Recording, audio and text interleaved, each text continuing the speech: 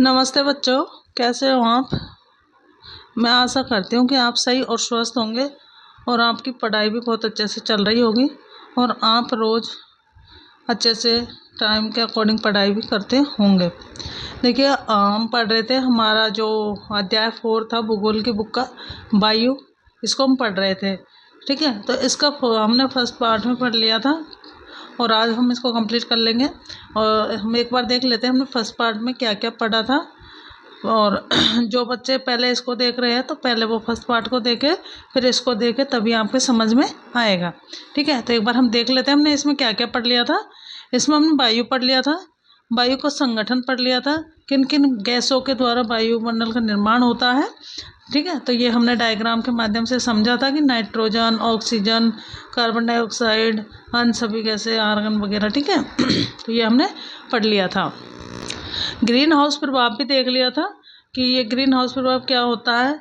और ठीक है, वायु चक्र पढ़ लिया था और वायुमंडल की संरचना भी ये पढ़ लिया था हमने।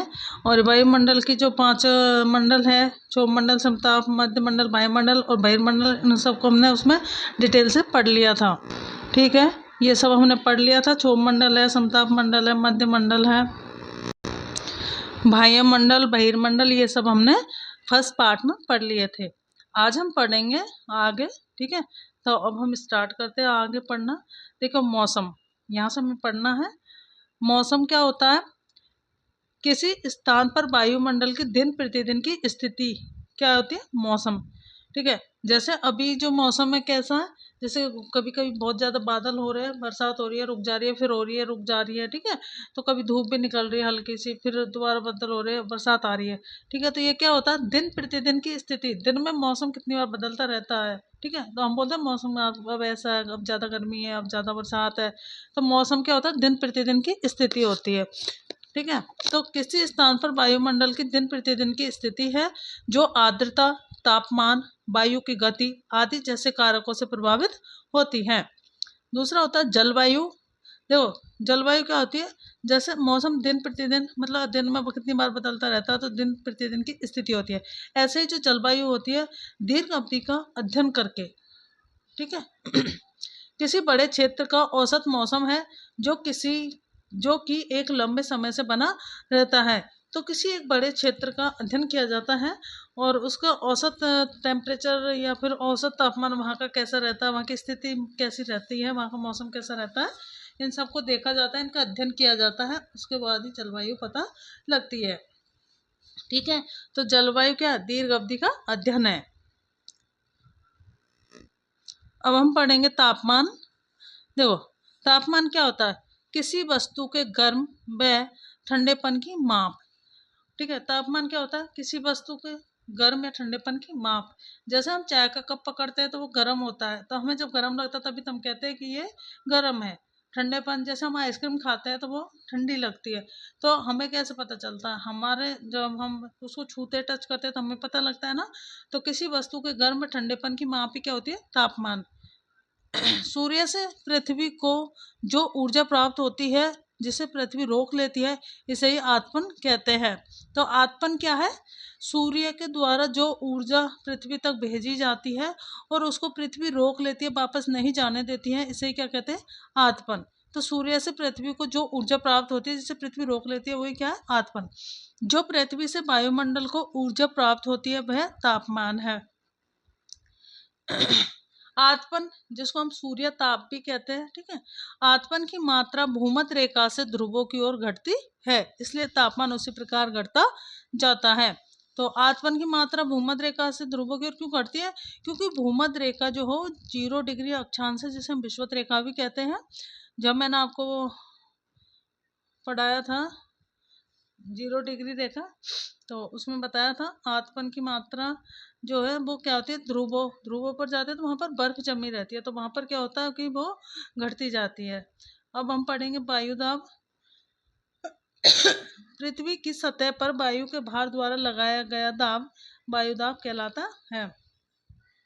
तो पृथ्वी की जो सतह है उस पर वायु के द्वारा जो भार लगाया जाता है, उसे क्या दाब लगाया जाता है, उसे क्या बोलते हैं? वायु दाब।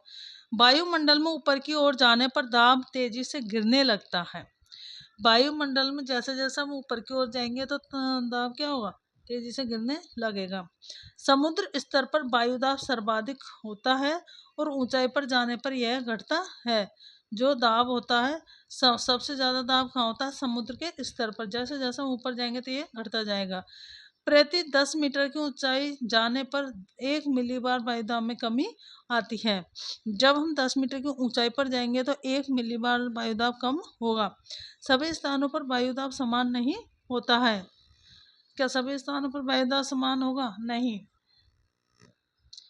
वायुदाब में अंतर को ही वायुदाब प्रवणता कहते हैं। वायुदाब प्रवणता क्या है? वायुदाब में अंतर। ठीक है। सर्वाधिक वायुदाब सागर तल पर होता है। सबसे ज्यादा वायुदाब कहाँ होता है? सागर तल पर। कितना होता है? 1013.5 मिलीबार। वायु सदैव उच्च दाब क्षेत्र से निम्न दाब क्षेत्र की ओर गमन करती है। जो हवा होगी या वायु होगी वो हमेशा कैसे चलेगी? उच्च वायुदाब से निम्न वायुदाब की ओर चलेगी। वायुदाब प्रवणता के कारण ही पवनों की उत्पत्ति होती है। पवनों की उत्पत्ति किसके कारण होती है? वायुदाब प्रवणता के कारण। वायुदाब प्रवणता के कारण ही पवनों की उत्पत्ति होती है। ठीक है। और जो पवन होती है उच्च दाब क्षेत्र से निम्न दाब क्षेत्र की ओर जो वायु की गति होती है उसको पवन कहते हैं।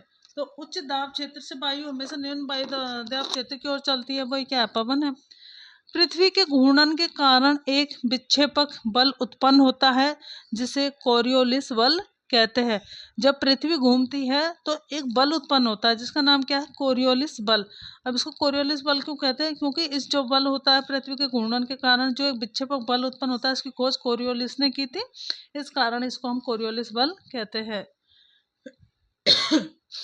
कोरियोलिस बल के कारण हवाएं जो होगी उत्तरी गोलार्ध में अपने दाईं ओर चलेगी और दक्षिणी गोलार्ध में अपने बाईं ओर चलती है, जिसके प्रभाव से पवनें मूल दिशा से विक्षेपित हो जाती है, मतलब दूसरी दिशा में चली जाती है।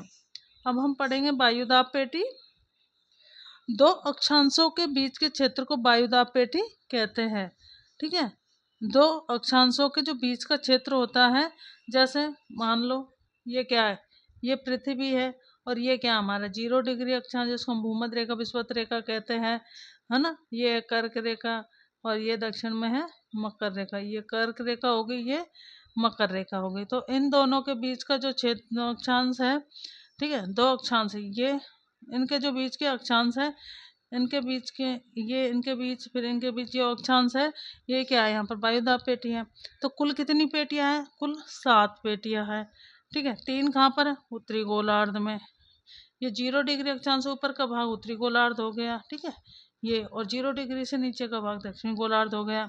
तो 3 पेटी कहाँ पर है? उत्तरी गोलार्ध में। 3 कहाँ पर है? दक्षिणी गोलार्ध में। और 1 पेटी कहाँ पर है?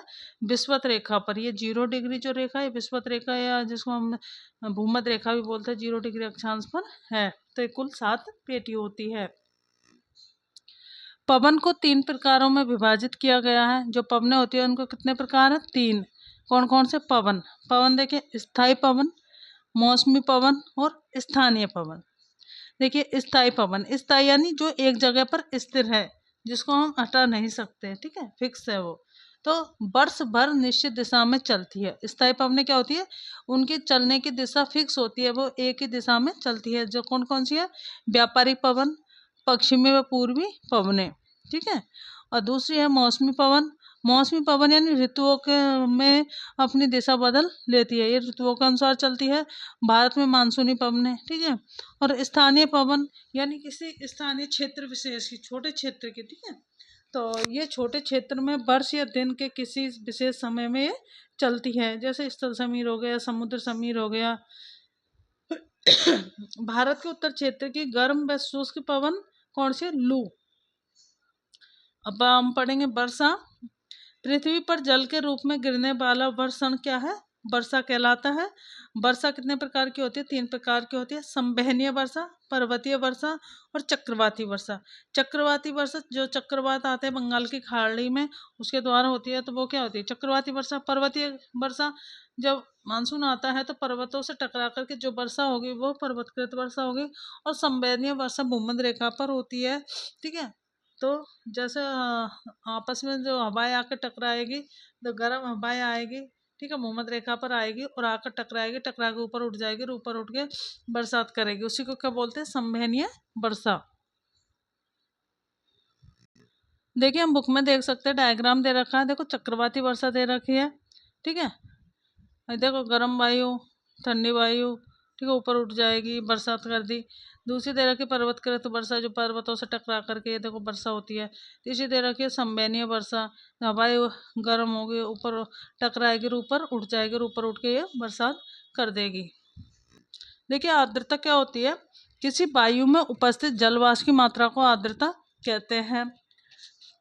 अब हम कुछ देख लेते हैं थोड़ा सा। ये तापमान को मापने की मानक इकाई डिग्री सेल्सियस है, ठीक है।